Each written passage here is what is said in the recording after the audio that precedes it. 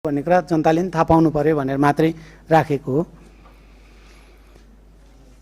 माननीय सदस्य कविन्द्र बुर्लाकोटी के विषयमा यहाँले बोल्न चाहनु भएको? विषयवस्तु के हो? मैले देखेको छु। त्यसकारणले हैन, यहाँले अहिले बोल्न खोज्नु भएको नियमावलीको कुन नियममा टेकेर के का लागि यहाँले मसँग अहिले समय माग्दै हुनुहुन्छ?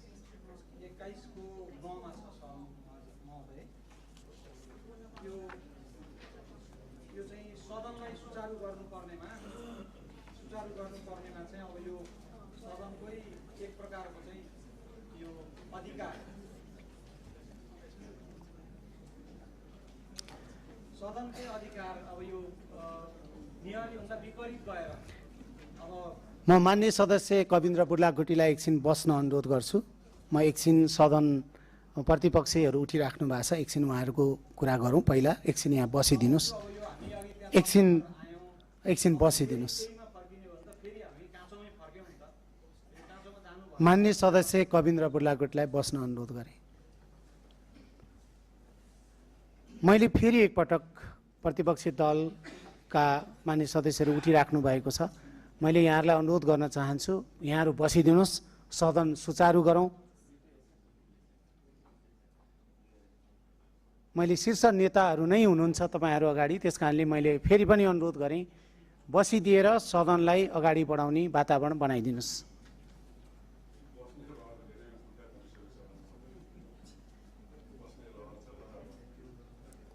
हजुरले माइक पाउनु भयो भने अनि बस्नुहुन्छ।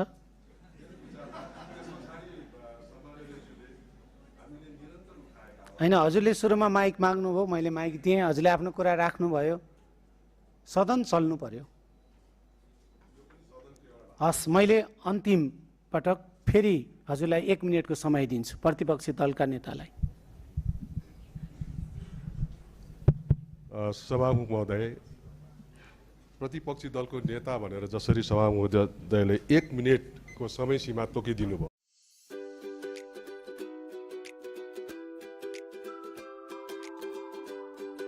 अतिशयोक्ति भयो कि भन्ने मात्रै लाग्या हो।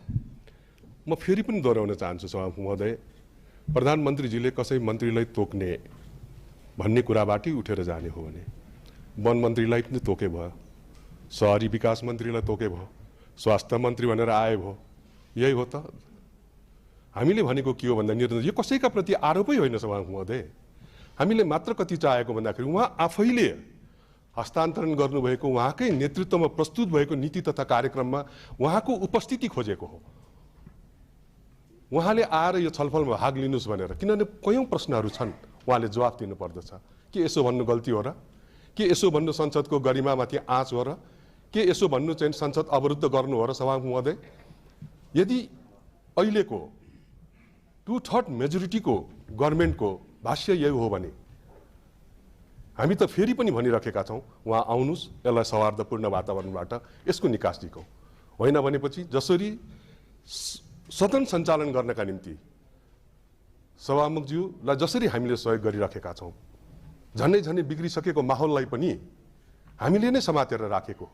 किनभने हामी यो सदन चलोस् भनेर चाहन्छौँ, हामी पनि त्यो चाहन्छौँ। धेरै माननीय सदस्यज्यूहरूलाई थाहा छैन त्यो भित्र हाम्रो छलफलमा के भयो र कसको भूमिका के थियो भनेर। तर हामी यो सदनको निरन्तरता चाहन्छौँ, किन भन्दाखेरि यसले एउटा निकास प्राप्त गरोस् भनेर नै हो सभामुख महोदय। त्यसकारण उहाँको उपस्थिति अनिवार्य छ। छलफलमा उहाँ आउनुहुन्छ भन्ने विश्वासमा उहाँलाई चाहिँ यहाँले रुलिङ गर्नु पर्यो, बोलाइदिनु पर्यो र यहाँ उपस्थित हुनु पर्यो। अन्यथा अब हामीलाई धेरै त कराउनु त आउँदैन, तर हामी उभिएर हाम्रा चाहिँ विमतिहरू राखिराख्छौँ सभामुख महोदय। धन्यवाद।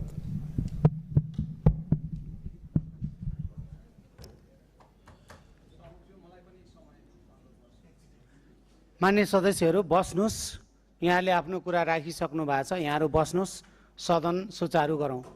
बसिदिन म अनुरोध गर्छु यहाँहरूलाई।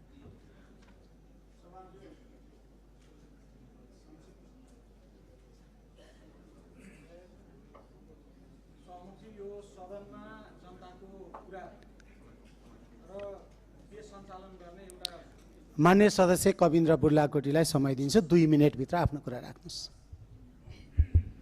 धन्यवाद सहमुखज्यू। हामी यसअगाडि स्थगित गरेर हामी 15-20 मिनट जति छलफल गऱ्यौँ र त्यहाँबाट एउटा सहमति भएर आयौँ कि यो कुनै नियममा पनि प्रधानमन्त्री स्वयं आउनुपर्ने व्यवस्था छैन र प्रधानमन्त्रीले मन्त्रीलाई तोक्न सक्ने व्यवस्था छ भनेर हामी एउटा सहमति गरेर आयौँ र त्यो व्यवस्थामै टेकेर हामी छलफललाई अगाडि बढाउने भनेर आइसकेपछि कि त प्रधानमन्त्रीको अनुहारै हेर्नको लागि हो भन्ने हुनु पर्यो, अन्यथा टेबुल गरिसकेको कुरा छलफलमा जानुपर्छ र टेबुल गर्न दिने छलफलमा नदिने भन्ने यस्तो त भएन। यो त नियम कहीँ पनि छैन कुन नियमले यस्तो भयो। अब यो हामी त नियमबाटै चल्ने हो भनेर अहिले प्रतिनिधि सभा नियमावली पनि नयाँ मस्यौदा गरेर पेश भइसकेको छ र पुरानोमा पनि भएको व्यवस्था नयाँमा पनि सोही कुरा प्रस्तावित भएर आएको छ। यस्तो अवस्थामा हामीले प्रतिनिधि सभा नियमावली अनुसारै सदनको छलफल अगाडि बढाउनुपर्छ।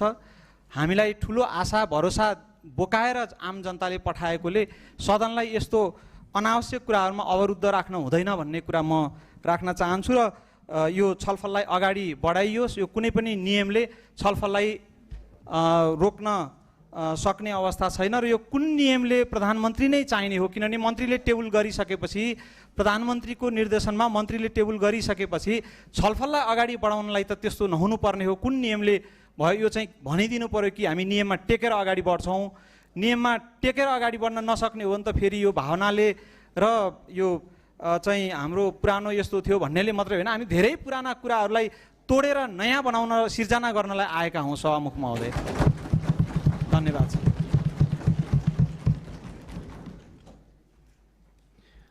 मान्य सदस्यहरूलाई फेरि म बसिदिन अनुरोध गर्छु। यो सदन चलाउँ। मैले अघि पनि भने देशभरिबाट मात्रै होइन संसारभरि रहनुहुने नेपालीहरूले तपाईँ हामीलाई हेरिरहनु भएको छ।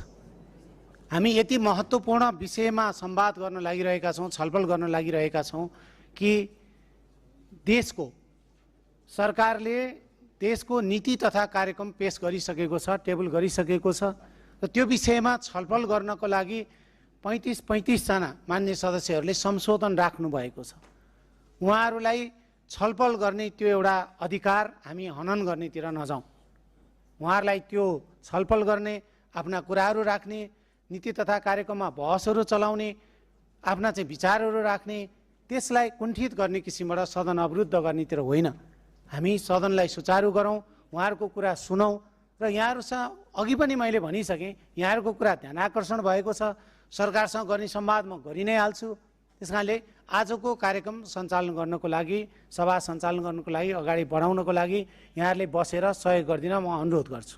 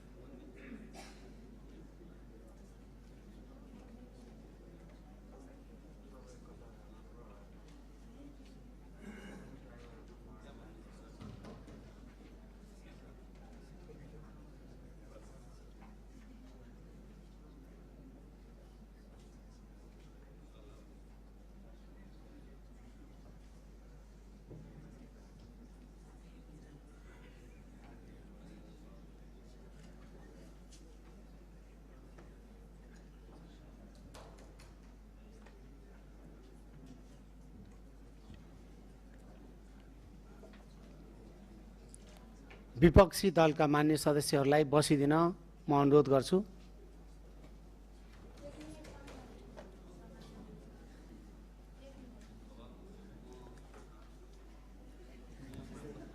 म सबै मान्य सदस्यहरूलाई समय दिन्छु। हामीसँग शून्य समय छ, विशेष समय छ, आकस्मिक समय छ अनि हामी छलफलहरू गर्ने विषयवस्तुमा नीति तथा कार्यक्रममा छलफल गर्न सक्छौँ। तर यसरी सभा नै सञ्चालन नगर्ने अनि बोली नै रहने, म पनि बोली नै रहने अनि तपाईँ र हामी विवाद गरेर बस्ने, जनताको मुद्दामा हामी बहस नगर्ने, यसरी त सदन कसरी सदनले एउटा आफ्नो मर्यादा कसरी पालना गर्ला र मान्य सदस्यहरूलाई नै सोधेँ। तपाईँहरू यति अग्रज यति अनुभवी मान्य सदस्यहरू हुनुहुन्छ,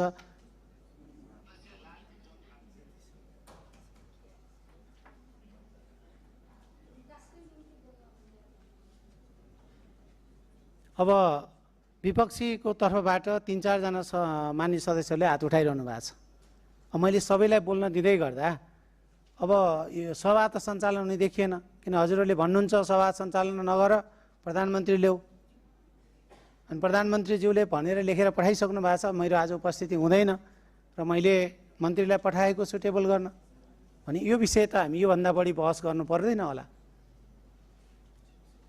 सदन सञ्चालन हुने तपाईँहरूसँग कुनै त्यस्तो सुझाव अथवा सल्लाह भयो अहिभित्र पनि हामी बस्यौँ।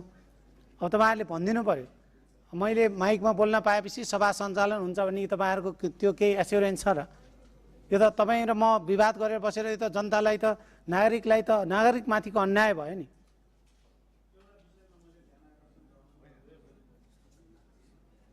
अब अरू कुनै विषय नै रहेन मान्य सदस्य, अब विषय सभा चल्ने विषय रह्यो। सभा कसरी चलाउने त्यो विषयमा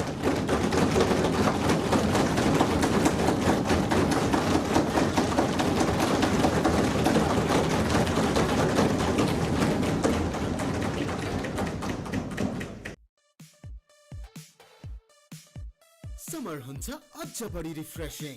किन्नुहोस् 400 ml मात्र रु 50 मा।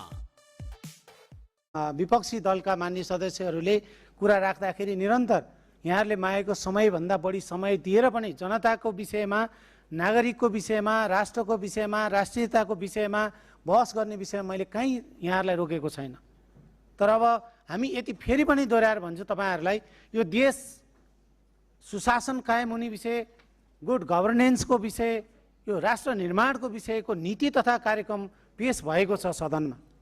हामी त्यो विषयमा छलफल गर्नलाई मान्य सदस्यहरूले आफ्नो सार्वभौम अधिकार प्रयोग गरेर संशोधन राख्नु भएको छ भने त्यो विषयमा हामी सदन चल्न नदिएर मान्य सदस्यहरूलाई बोल्न नदिने भने यो त सदनको मर्यादा त कायम भयो जस्तो लाग्दैन मान्य सदस्यहरू।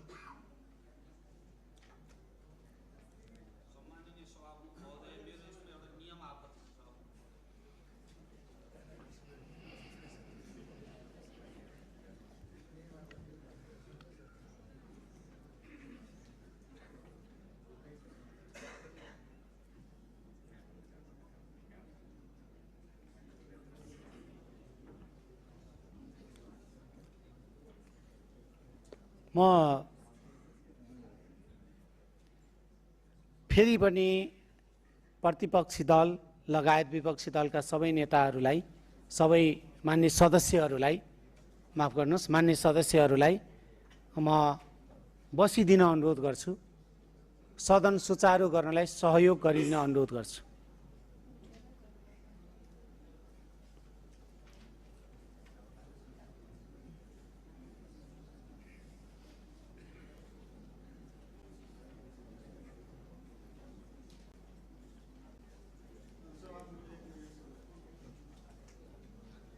बसौँ मान्य सदस्यहरू।